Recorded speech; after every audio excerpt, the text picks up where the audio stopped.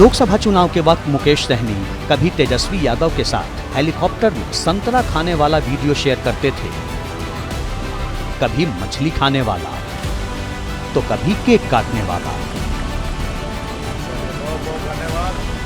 लेकिन लोकसभा चुनाव में जब मुकेश सहनी की पार्टी को कामयाबी नहीं मिली तो मछली और संतरा छोड़ राष्ट्रवादी मंच पर आ गए। मुकेश सहनी ने अपने सोशल मीडिया की डीपी पर तिरंगा लगाया है। अब आप सोचेंगे कि 15 अगस्त के मौके पर अगर मुकेश सहनी ने डीपी पर तिरंगा लगा लिया तो भला कौन सी बड़ी बात है। लेकिन जब इसे राजनीति के चश्मे से देखेंगे तो बात बड़ी नजर आएगी। दरअसल बीजेपी ने हर घर तिरंगा अभियान शुरू किया है। पीएम मोदी ने भी अपील की थी कि लोग अपनी डीपी की जगह तिरंगा लगाएं।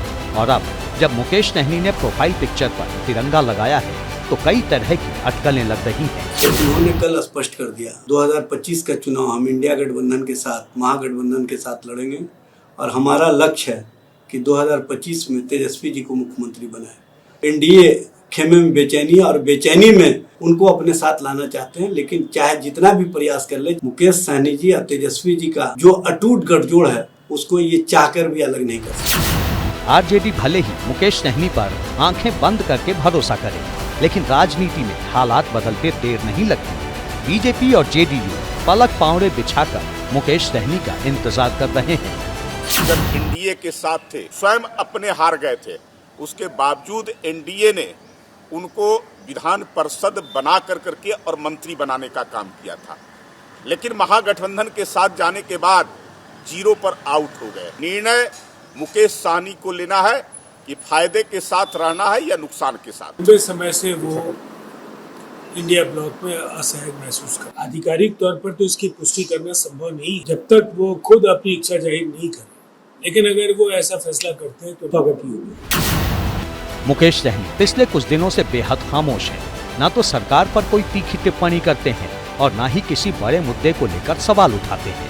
बीते दिनों जब दरभंगा में उनके पिता की हत्या हुई थी, उसके बाद भी उन्होंने कानून व्यवस्था को लेकर बहुत ज्यादा सवाल नहीं उठाए। वैसे भी मुकेश सहनी एनडीए की सरकार में एक बार मंत्री रह चुके हैं। 2024 में जब सीट बंटवारे पर एनडीए से बात नहीं बनी तब इंडिया गठबंधन में शामिल हो गए थे। मुकेश सहनी की पार्टी 3 लोकसभा सीटों पर चुनाव लड़ी और तीनों सीटें हार गई। अब बिहार में अगले साल विधानसभा चुनाव है और मुकेश सहनी का अंदाज और इशारा बता रहा है कि उनकी सियासी नाव एक बार फिर पुराने किनारे पर पहुंचने वाली है।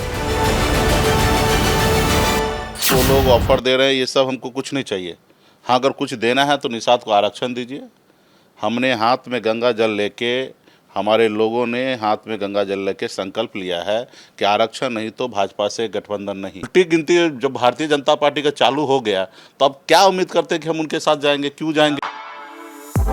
For exclusive and insightful videos, subscribe to our new channel ABP Live Premium.